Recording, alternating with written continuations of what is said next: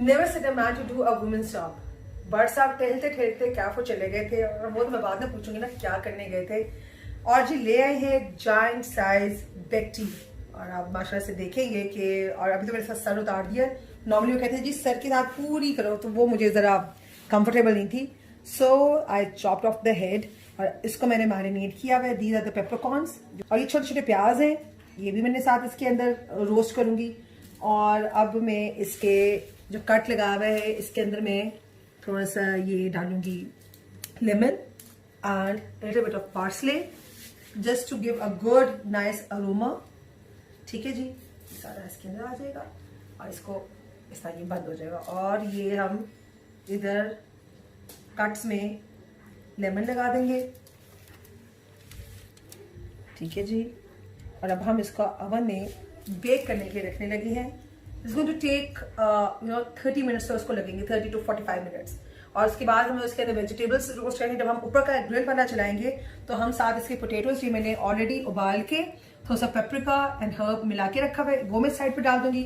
सम bell peppers डाल देंगे, broccoli डाल दूंगी, बीन्स डाल दूंगी, और इसके ऊपर वैसे भी एक सॉस आएगी ग्लेज करने के लिए, हनी सराचा मजे की स्पाइसी सी सॉस, इसको सिर्फ हल्का सा ब्रश दूंगी मैं। So it's going in the oven. इसको हम फोल्ड करके पैक करके हम इसको ओवन में रखेंगे। Now it's time to pack it up, seal it properly, ताकि जो इसको जो स्टीम है वो इसके अंदर ही रहे, और ये अच्छी तरह सूखे भी ना, और ये बेक हो जाए प्रॉपर्ली।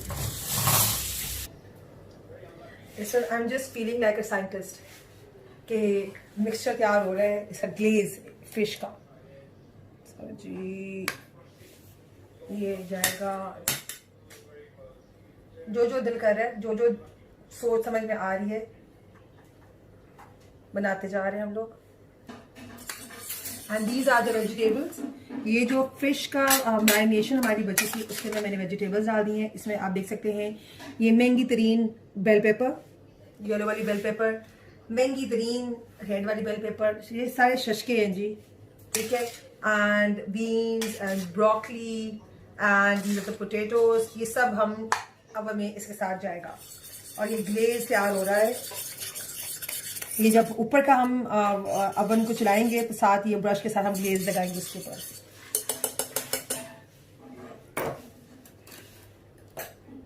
तो फिश को हमने ओवन में प्लेस कर दिया है, और इसको अप्रॉक्सीमेटली 30 मिनट्स लगेंगे cook because it's a big fish.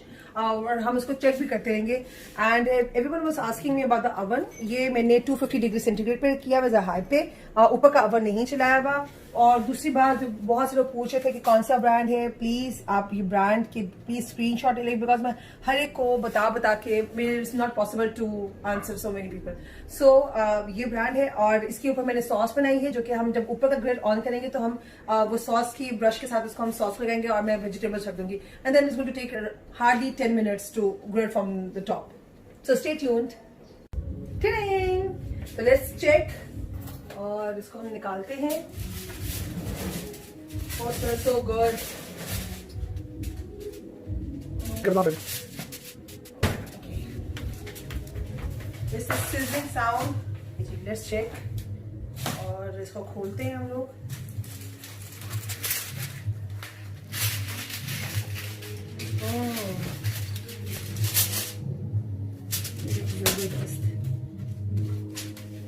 अच्छा, किसी ने पोस्ट पे कहा था जी ये फ्राइड, जो मैंने लास्ट टाइम बनाया था, कहा था ये फ्राइड लग रही है, इट्स नॉट बेक। तो ऐसा तो है नहीं। ये देखिए इसको, अगर आपको मैं ये देखें, अभी हमने कोई तोड़ा नहीं है, कुछ नहीं है। ये किस तरह आप देख सकते हैं कि खुद ही ये किस तरह उतर रही है। अब हमने इसके ऊपर क्या करना है, I am going to put all the vegetables around. देखेंगे शलोट्स भी हमने डाल दिए हुए थे, सारी वेजिटेबल्स। ये lots and lots of vegetables, and you basically don't need any sauce इसके साथ। ठीक है जी, let me just pour it like this, क्योंकि इस जगह पे स्पेस ज़्यादा है। ठीक है, ये भी आ गया। और ये मैंने सॉस बनाई थी जो अभी मैं आपके सामने बना रही थी। What I am going to do is इसके ऊपर हम लोगों ने इस तरह ये सॉस लगानी है। It's a glaze basically.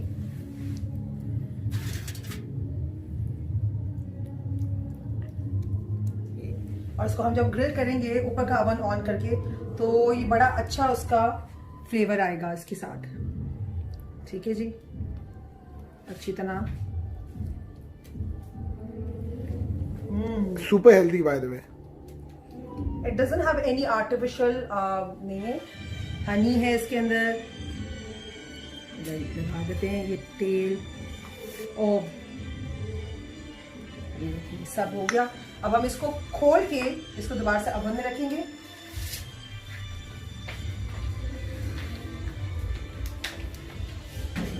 और हमने ऊपर का ओवन ऑन कर दिया। ये जी Just hardly 10 to 15 minutes, not more than that. Bye bye. अब कितना खूबसूरत लग रहा है। Bye bye, just 15 minutes. हाँ जी, so the fish is ready. हम लोग फ्रेंड्स की तरफ आए हुए हैं और ये आप देखें sizzling.